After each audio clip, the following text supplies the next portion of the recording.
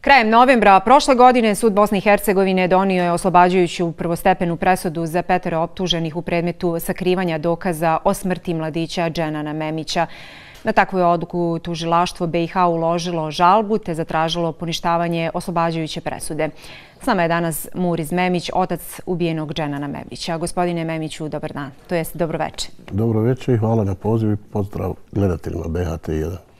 Gospodine Memiću, očekujete li da će biti ukinuta prvostepena presuda? Šta je bilo sporno u ovom predmetu? Pa očekujem svakako. Ja već 7 godina se borim. Nastavit ću se i dalje boriti jer presuda je ova skandalozna, hajde da kažem, bila. Ali nije ni čudo pošto je ova država truhla. Sistem ove države je truhao. Branko Perić je dio sistema kome je neko rekao kako će pročitati onu presudu. Ja ne znam gdje li on napisao. Možda je ona došla od nekuda. On je nju izrekao, mislim, eto rekao sam da je skandalozno osloboditi one ljude i optuživati tužioce što su podigli uopšte optužnicu za ubistvo jednog mladića. Mi sada logično, ako je razmišljao logično sudsko vijeće ili Branko Perić, tražimo ko je pomagao ubicama. Ubice će doći same po sebi, ja to tvrdim. Ali na ovaj način i osloboditi po svim tačkama optužnice i reći da nije dobra optužnica, vidimo s čime se borimo. Znači, ovo je država je tužilaštvo, država je sud. Šta je navedeno da je sporno u predmetu? Pa naveo je Branko Perić da je sve sporno. Znači, sad ako počnemo o presudi pričati, pročitao sam je, znači, sve je sporno po meni, a ne po sudu. Jer tamo neki detalji presude kažu da je sve rađeno po zakonu, evo o Hasanu Dupovcu pričamo. Branko Perić ne zna je li slušao ročišta, je li slušao svjedoke, šta su govorili oko skidanja snimaka. Znači, inspektorica MUP-a Sanela Hasanbegović nakon 20 dana i više možda donosi snimak i predaje ga Hasanu Dupovcu koji više ništa nema sa predmetom Dženan Memić. Znači, on je radio to do 15. do obdukcije, jedinica za saobraćajne istrage nema više ništa s tim. Zašto ga predaje Hasan Dupovcu? A snimke koje je Hasan skidao, čuli smo od svjedoka da je bio tu, da je skidao snimke, oni su sakriveni. To je za sudiju Branka Perića potpuno normalno. Ili neizuzimanje krvave majice, da je to po njemu u redu. Sve je sporno. Ja mislim, ovo je skandal. Koji dio onda nije bio sporan? Pa kažem vam, po njemu je sve sporno. Znači, sve tačke optužnice oni je oslobodio, po svim tačkama optužnice. Tužioci na desetine strana žalbe ukazali su na brojne propuste u prvostepenoj presudi. Pa evo, kažem vam, treba mi čitav dan da vam ispričam šta sve piše u presudi. U pojedinim medijima ste izjavili da vam je sudija Branko Perić u obrazloženju presude rekao da i dalje budete uporni. E pa to mi nikako nije jasno. Od 24. novembra ja o tome razmišljam. Šta mu to znači? Znači, oslobodio je pomagače ubica i onda meni kaže budi uporan. A evo ja sam pokazao za svi ovih 7 godina koliko sam uporan. I kažemo da ću i dalje biti uporan. Ali volio bih da mi objasni šta to znači da budem uporan. Imao je dokaze pred sobom, imao je svjedoke. Pa jeste ga pitali da vam objasni šta to znači? Pa nisam, evo sad mu postavljam pitanje da mu objasni. Jer Ifet mi je rekao da se nikada nikome u sudskoj praksi sudija nije obratio posle presude. Branko Perić se mene obratio. Da li je to griža savjesti da mi pa kaže da je on presudio tako da mu je neko naredio ili nešto drugo, ali je to rekao mi da budem uporan. Šta vi mislite da je u pitanju? Da li je grižnja savjesti ili nešto drugo? Pa ja ipak mislim da je to. Kakav je, takav je čovjek. Ja mislim ipak da je to proradilo u njemu, da je to morao izgovoriti, da mi to kaže da budem uporan. Možda i njemu stalo na kraju da ja dođem do tih ubica, ali on tamo pomiješao neke stvari. Znači nas ili tužilaštvo je prvo interesovalo pomagači ubica. I on je tu što me najviše zabolilo. Kaže da je Alisa Mutap oštećena. A u moju završnu riječ ako je slušao, a ja sam je iznio tamo, i rekao zašto nikada nikoga nije interesovalo za ovih 7 godina ko je udario Alisu. I čime je udarena Alisa? Zašto nije vještačena njena povreda na glavi? Od auta nije, znamo. Branko Perić je pogazio i sudske presude i kantonalnog suda i vrhovnog suda, koji su rekli da se uopšte nije desila saobraćajna nesreća. Da tužilaštvo kantona Sarajevo nijednim dokazom nije dokazalo da se radi o saobraćajnoj nesreći. Propusti policajaca koje su omogućili te propuste, bivši komesar Vahić Osić i bivši komesar Mevludin Halilović, to ništa Branka Perića nije zanimalo. Moram reći, eto ja spominjem Branka Perića, sudsko vijeće, znači tu je Izo Tankić, tu je Šeleda, sudija treći. Jer Branko Perić je u svom gostovanju sam rekao da je bila jednoglasna odluka. Advokat Ifet Feragit je trebao biti danas sa nama, međutim rekao je da iz zdravstvenih razloga ne može, ali da bi imao svašta da kaže, da gosti. A mogu bi šta bi Ifet imao reći sa pravne strane. Možete li nam vi neke detalje otkriti? Sigurno je s vama podijelio. Morate razumjeti da sam vozač i da sam toga dosta naučio, ali od muke sam naučio, ali u ovakvoj državi gdje je dio naroda, veći dio naroda veoma loše živi. Samo jedan manji dio naroda ovdje dobro živi. I njima je stalo da opstane ovakva država, da i dalje postoji, da funkcioniše na ovaj način. A vidimo da je ovdje veća pravna nesigurnost nego ekonomska nesigurnost. A Ifer bi imao puno objasniti o presudi i sa pravne strane. Ovo je nevjerovatno. Ja samo mogu Kako je on komentarisao presudu? Ma skandalozno. Znači, on bi sve to vama obrazložio, jer sve je pogrešno rečeno. Imaju dokazi koji se dokazuju indicijama, a Branko Perić da tvrdi da tužilaštvo nije dokazalo, a vamo da imamo mrtvo dijete. Kako to tužilaštvo nije dokazalo ako je Hasan Dupovac nelegalno oduzimao auto, ako ga je plaćalo, ako je rekao tim ljudima da mogu raditi sve osim da ubiju, zar to nije dovoljan dokaz da nije rađeno kako treba? Suđenje je trajalo nešto duže od godinu dana. Da li je moglo biti ranije završeno? Pa možda jeste, možda nije. Bilo je razvlačenja nikada od tužilaca. Znači, u početku je zbog Alise odgađano, zbog njene trudnoće, opet kasnije neka operacija, Alisina koje nije ni bilo. Moglo je i kraće, ali evo vidite, 7. godina, sve ukupno to traje i koliko će još trajati, Bog zna. Imate li kakve procjene kada bi se moglo sve završiti? Teško je to procijeniti, jer ide i nova optužnica za ubijstvo, teško je to procijeniti. A ide još uvijek za organizirani kriminal. Šta će sada uraditi apelacijono vijeće? Ja ne znam, to će trajati nekoliko mjeseci sigurno. Ne znam. Tokom postupka saslušano je 69 svjedoka, od kojih je 14 bilo pod mjerama zaštite, ili tako? Pa zamislite kad policajci traže mjere zaštite, policijski službenici, jer na njih je vršen pritisak da ne dolaze uopšte da svjedoče, da drugačije svjedoče, a ja vam kažem, to je država uradila. Ja imam dokumente policijskih službenika. U tom dokumentu se kaže da je Alisa prepoznala napadača. Automatski Alisa nema amnezije. Da je opisala to lice policijskim službenicima. To je 20. februar. Do 20. februara Alisa samo kontaktirala sa Hasanom Dupovcem i sa Barić Josipom. Kod njih saslušana. Znači njima je opisala. Zašto to oni dalje nisu prenijeli? Sada nam je jasno. Da se skriva ubica, da se pomaže ubici. To je sve imalo kantonalno tužilaštvo, ali evo vidite. Očekujete li da će u narednom periodu može biti nekih novih hapšenja? Pa ne znam koliko brzo, ali morat će biti. Ja neću odustati sigurno.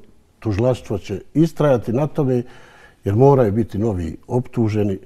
Ne znam, ne možemo stati na ovome. Ja se povući neću sigurno jer dijete je ubijeno, ja mogu dokazivati. Nisam ja jedini u Bosni i Hercegovini.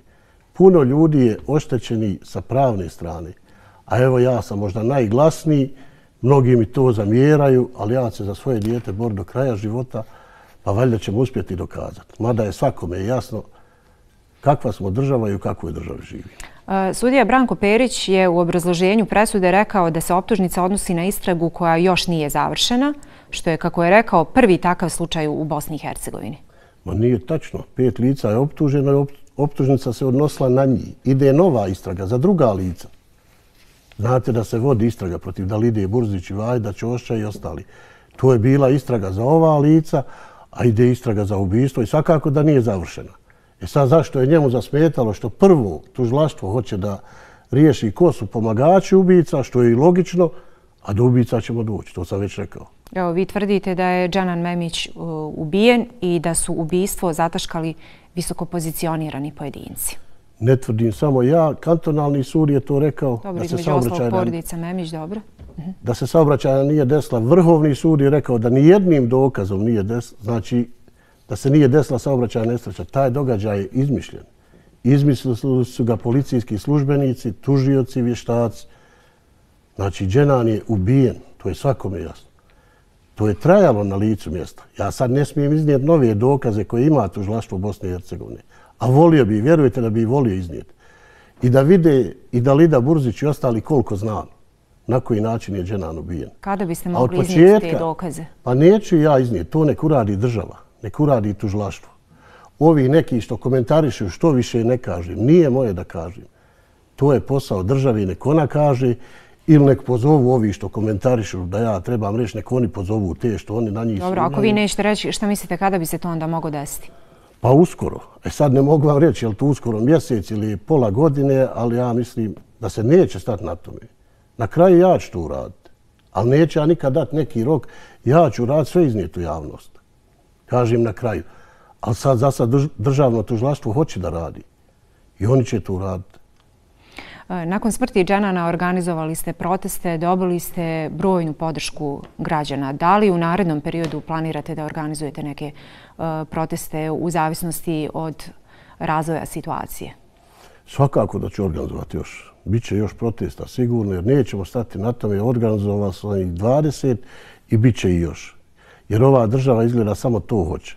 Ovo pravnim putem, ja jesam legalista i pokušavam pravnim putem, ali ako ne mogne pravnim putem, ja ne znam šta sutra može neko zaprijeti ovim tužiocima. Vjerujte da se to može desiti. Onda ja ću sve iznijeti u javnost, ja ću pravdu preuzeti u svoje ruke, jer takva je država. Neki veći centar moći postoji koji naredi. Evo, naređeno je sudu kako će uraditi. Zamislite ako je sud Bosne i Hercegovine pogazio presudu Vrhovnog suda i kantonalnog suda. Nije moj, to je država. Te presude su državne. Znači, nije to priča Muriz Memić i priča Ifet Feraget. Ili kao što kaže Branko Pjerić, našao se neki advokat. Zna on dobro ko je taj advokat. Ima on i poruke sa advokatom. I ne može on reći neki advokat i radi u Banja Luci i radi u Sarajevu pro bono. Ifet to radi od srca. Ifet je razotkrio, ogolio ovaj sistem korumpirani, truhli i što im smeta Ifet Feraget. A od početka je priča samo da je udaljiti Ifeta od Muriza kada je dobro će ovo biti. Jer neće biti dobro. Tu Ifet nije se povukao, neće se ni ja povući. Šta mislite, da li će uspjeti udaljiti Ifeta Ferageta od vas? Pa to mogu tvrditi da neće. Mogu ubiti ili mene ili Ifeta. Nije ni to isključeno, oni su na sve spremni. Vidite vi koliko se oni bore da opstanu na vlasti. 8 godina u federaciji vlast nije mijenjana. I dalje oni hoće da ostanu još na vlasti, ti isti koji su mene ovo uradili. Znači, ova sadašnja vladajuća struktura u federaciji, ona mi je to uradila i dalje hoće da su na vlasti. Jer boli njih slučaj Dženan Memić. I nije samo Dženan Memić, još puno je mrtvih glava koje nikada nisu rasvjetljena ubistva. Evo, u kontaktu ste sigurno sa gospodinom Dragičevićem. Imali nešto novo kada je u pitanju taj slučaj? U kontaktu smo, ali eto, radi državno tužilaštvo, vodi istragu, to je što mogu reći o tom slučaju, ali uglavnom vodi se istraga. Pa kako biste ocijenili onda? Evo, sve je nekako usporeno. Kako će se sve odvijati u narednom periodu, bar kada je u pitanju slučaj Dženan Memić? Usporeno jest, ali to mi Ifet na početku rekao, Muriz je država kad sakrije ubistvo, teško ga je razotkriti. Ali evo mi ipak uspijevamo, idemo, imamo presude. Nije ovo tek onako, znači. Nije ovo moja priča, Ifetova priča. Znači imamo presude koje treba ispoštovati. Ja sam legalista, ja ih poštujem. Ja poštujem i ovo. Ja sam slušao i Branka Pjerića kada je iznosio presudu, ali nisam htio da ga saslušam kada se mene obratio. Kada bi mogla biti ukinuta ova prvostepena presuda? Pa to može trajati nekoliko mjeseci sad do apelacionog vijeća. Treba to sve iščitati, treba... Vidjet ćemo šta će biti. Eto, ne mogu ništa reći, ali vidjet ćemo. Nadam se da će biti ukinuta. Jer ne može ovako. Ovako ne može. Na onaj način na koji je iznešena i da sud ništa nije uvažio od tužilaštva, ne može. Kako onda svijetu šaljemo poruku kada je u pitanju pravosuđe Bosne i Hercegovine? Pa jako ružnu poruku šaljemo. Zato što je Evropska komisija uradila izvještaj, gospodin Pribe je rekao da je stanje katastrofalno u pravosuđu BiH, rekao da su ovu testni slučajevi Memić i Dragičević i Branko Pjerić to sve pogazi. Koji je sam komentarisao ove slučaje više puta u medijima, to se može naći.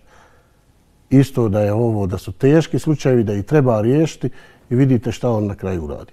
A Branko Pjerić, moram i to reći, ima 2 aršina. Znači, u slučaju respiratori dozvolio je da svjedok iz Crne Gore putem video linka svjedoči. A u slučaju Dženan Memić nije dozvolio da doktor Kemal Dizdarević svjedoči video linkom. Koje je bilo obrazloženje? Da ne može tako, ali dok je tu bio doktor Kemal Dizdarević, on je vani, inače bio je na godišnjem i došao da svjedoči, onda je napravljena pauza, pošto se je mijenjao član vijeća, to znate, i onda je čovjek morao otići, on nije dao videolinkom. Ne može tako, zato što im ne odgovara to svjedočenje. Mudro je to. Da li ste mogli napismeno tražiti zašto je to tako? Pa ne mogu ja, izvršiti, mislim na advokate. Ne može ni advokat, mogu tužioci.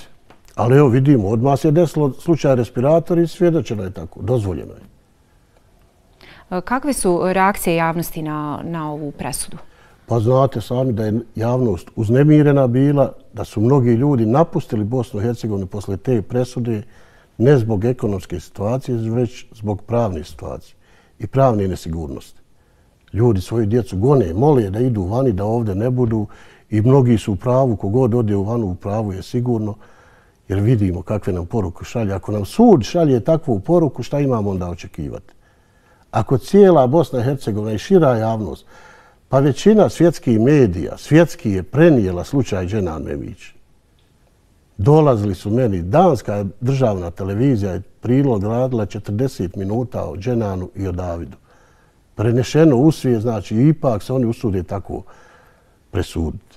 Znači još uvijek upravljaju ovi centri moći, tu neko sjedi i neko naređuje i oni samo narede tako moraš i tako bude.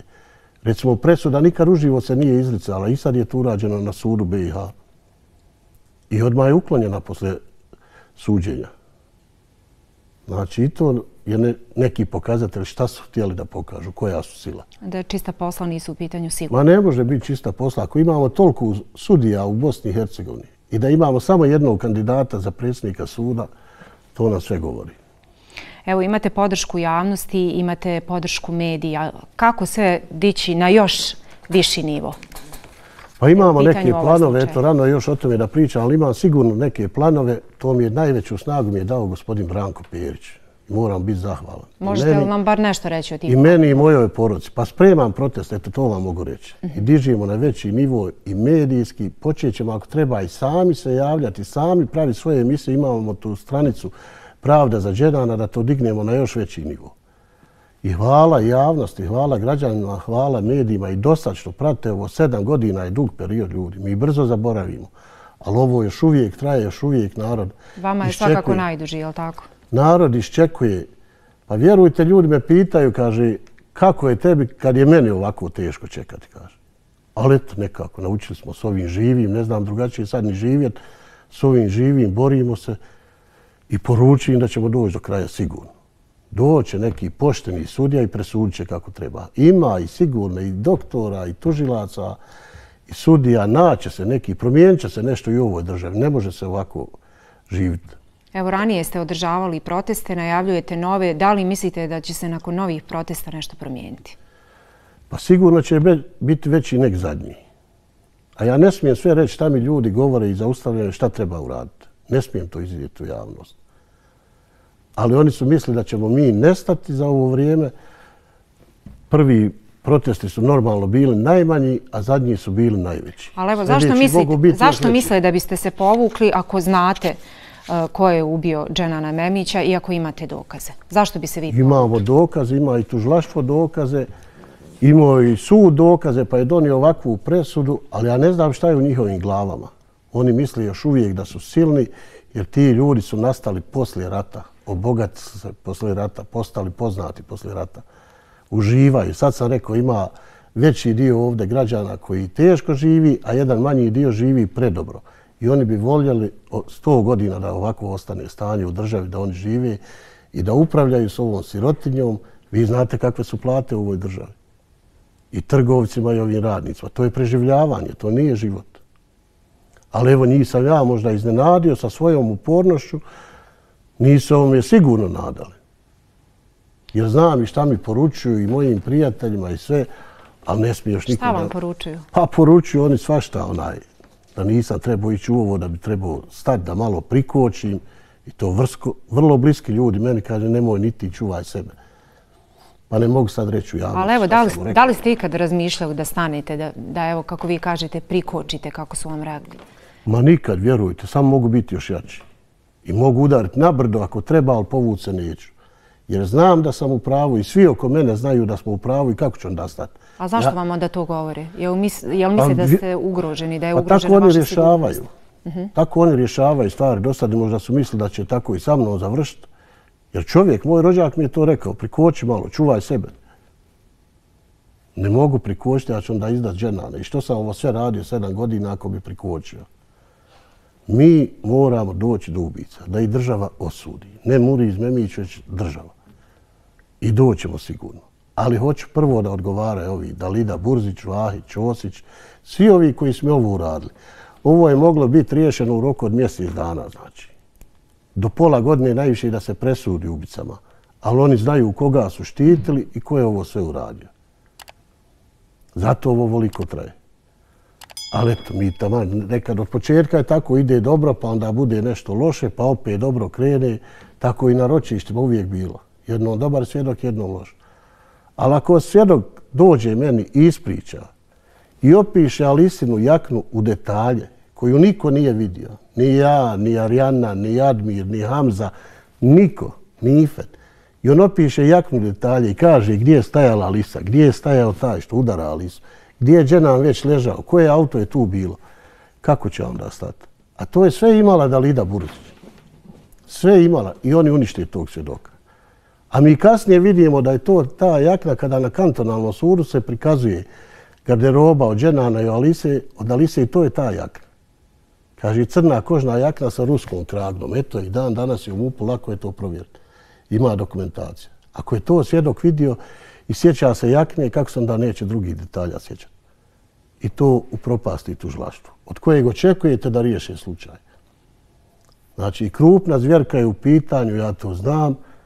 I ja sam udario na njih i ja idem do kraja sigurno. Ja se povući neću. Gospodine Memiću, sretno vam dalje i naravno sa novim protestima mi ćemo svakako kao mediji to pratiti.